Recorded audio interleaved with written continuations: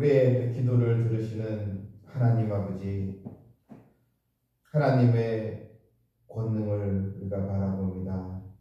또 하나님의 역사하심, 또 하나님의 또 신실하심을 우리가 또 의지하며 오늘도 이 첫 시간 하나님의 말씀에 우리가 힘을 얻고 또 기도할 때 성령의 또 권능이 나타나고 하나님의 또 섭리 속에 우리들이 늘 깨닫는 은혜를 또 받고 하나님을 또 기쁘시게 하고 오늘도 우리 하루의 그 삶을 통하여서 하나님께 영광을 돌리며 참된 또 기쁨과 또 감사가 넘치는 저희들 다 되길 또 원하옵나이다. 우리에게 승리의 깃발을 주시는 분은 하나님을 믿사오니 사람의 도움이나 구원이 아니요 오직 하나님의 은총을 입는 복된 자녀들 다 되게 하여 주시옵소서. 예수님의 이름으로 기도하옵나이다. 아멘. 322장 부르겠습니다.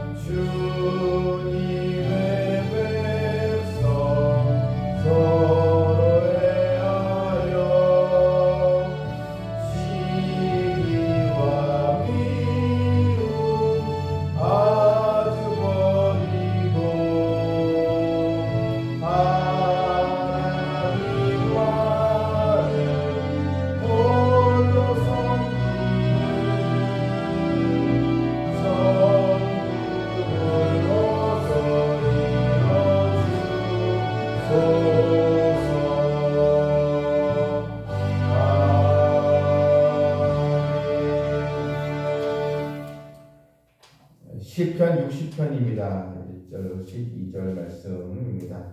하나님이여 주께서 우리를 버려 흩으셨고 분노하셨사오나 지금은 우리를 회복시키소서. 주께서 땅을 진동시키사 갈라지게 하셨사오니 그 틈을 기우소서. 땅이 흔들림이니이다. 주께서 주의 백성에게 어려움을 보이시고 비틀거리게 하는 포도주를 우리에게 마시게 하셨나이다. 주를 경외하는 자에게 깃발을 주시고 진리를 위하여 달게 하셨나이다. 주께서 사랑하시는 자를 건지시기 위하여 주의 오른손으로 구원하시고 응답하소서. 하나님이 그의 거룩하심으로 말씀하시되 내가 뛰놀리라. 내가 세겜을 나누며 숫꽃 골짜기를 측량하리라. 길르앗이 내 것이요 므낫세도 내 것이며 에브라임은 내 머리에 투구여 유다는 나의 규이며 모압은 나의 목욕통이라. 에돔에는 나의 신발을 던지리라. 블레셋아 나로 말미암아 외치라 하셨도다. 누가 나를 이끌어 견고한 성에 드리며 누가 나를 에돔에 인도할까. 하나님의 주께서 우리를 버리지 아니하셨나이까. 하나님의 주께서 우리 군대와 함께 나아가지 아니하시나이다. 우리를 도와 대적을 치게 하소서. 사람의 구원은 헛됨이니이다. 우리가 하나님을 의지하고 용감하게 행하리니 그는 우리의 대적을 밟으실 이심이로다. 아멘. 시편 60편의 내용은 사무엘하 8장에 나오는 사건을 배경으로 지은 시입니다. 그 당시 에돔과 아람, 강력한 군사력을 지닌 나라들이 연합군을 형성을 해서 동맹을 맺어서 이스라엘을 쳐들어오게 되었습니다. 큰 또 싸움입니다. 이 두 나라 동맹국을 막을 그런 힘이 또 없습니다. 이때 이 다윗이 기도를 하고 있는 것입니다. 하나님의 주께서 우리를 버려 흩으셨고 분노하셨사오나 지금은 우리를 회복시키소서. 하나님이 이스라엘 백성들을 버려 흩으셨다, 분노하셨다. 그러니까 이스라엘의 백성들의 이런 또 죄로 인해서 이러한 소용돌이 또 전쟁의 위협이 또 들이닥쳤다 바로 이것입니다. 그러니까 처음에는 이런 죄악으로 인해서 하나님이 이 민족을 더 징계를 하셨다는 것. 하지만 이제 우리를 회복시켜 주시옵소서, 우리를 건져 주시옵소서, 우리를 지켜 주시옵소서, 이렇게 지금 간절히 기도하고 있는 것입니다. 특히 이 4절 보게 되면 주를 경외하는 자에게 깃발을 주시고 진리를 위하여 달게 하셨나이다. 주를 경외하는 자에게 이 깃발은 바로 승리의 이 깃발을 말합니다. 또한 이 깃발은 군대를 모으는 신호이지 않겠습니까? 항상 현대 이런 군사들이나 옛날에 이런 군사들이 항상 이 깃발을 들고 기수들이 또 선두에 서지 않겠습니까?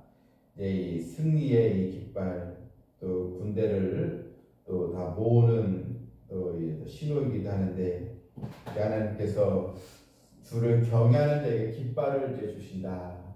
다시 하나님을 의지하고 하나님 중심의 신앙으로 회복하게 되면 하나님께서 함께해 주시고 역사하여 주신다는 것입니다. 60장 이 9절에도 누가 나를 이끌어 견고한 성에 들으며 누가 나를 에돔에 인도할까? 하나님께서 누가 나를 에돔에 인도할까? 이 열국들이 쳐들어왔는데 이 연합군을 누가 이기할 것인가? 결국 하나님 한 분밖에 없다는 것입니다.